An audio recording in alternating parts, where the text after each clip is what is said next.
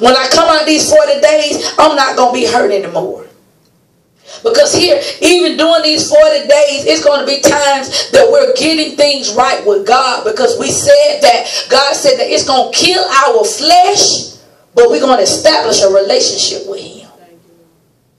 Because even here, when you look at Matthew 4, it talks about Jesus went on a 40-day fast.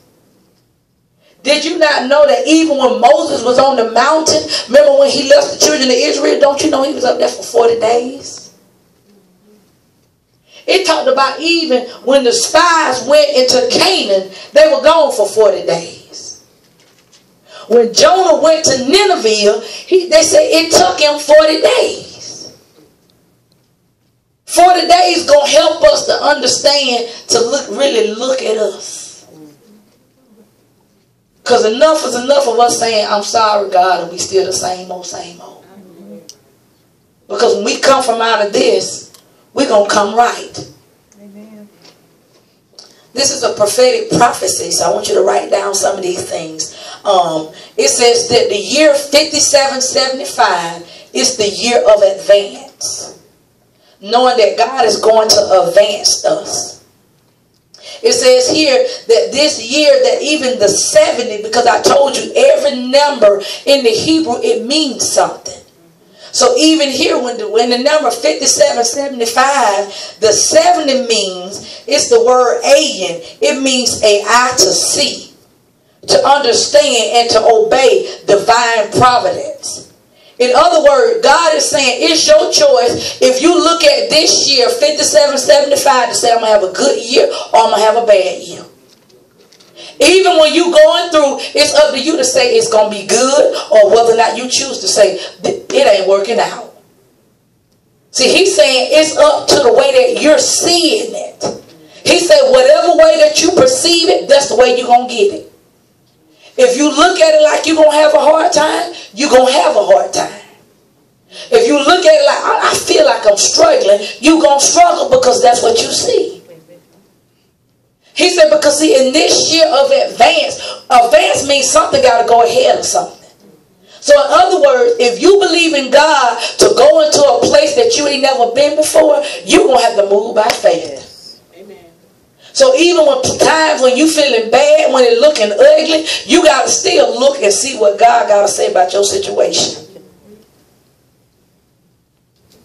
See, that'll make us look at ourselves. Because are we looking at things with a negative eye, or are we looking at it with a positive eye? Amen. It says in the letter, the number 5, it's the picture of a dele. It means a tent door with a yard. It says dele stands for brokenness, and yard stands for a hand. It's opening the door of the heart. Then is a picture of the Spirit of God dwelling in the believer.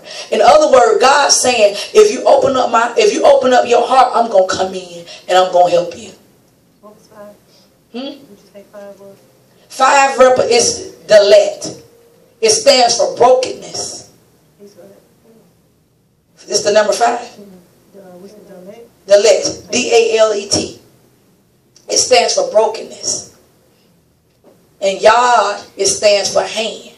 He says the opening the door of the heart then is a picture of the Spirit of God dwelling in the believer. It says here, it says like Abraham, we have come to the bitter end of ourselves. Certainly we found that the bedrock of our human brokenness and undeniable limitation, just like Abraham, our promise has tarried beyond our human potential to make it happen. It was at a similar junction that Abraham encountered Jehovah. So in other words, when Abraham encountered God, he was 100 years old. His reproductive area was dead. He couldn't have no children. But when God came into his life, it caused him to walk in the faith. Because God told him, I'm going to bless you with a baby. You and your wife going to have one. And he said, okay, I believe you. Now, you know what else we'll be like, how is that going to happen? And see, you got to understand, God ain't never told us to figure it out. He just wants us to believe. Because if we don't believe, God can't do it. That's just simple. That's just like I gave you the illustration about being in the garage. You can be sitting in the car. Ooh, I'm finna go here. I'm finna go to the mall and ain't going nowhere. You just sitting in the car. But when you turn on the ignition, now the car can drive because you don't cut it on. So you got to do something. You got to activate. You got to move by faith and don't be moved by what you see.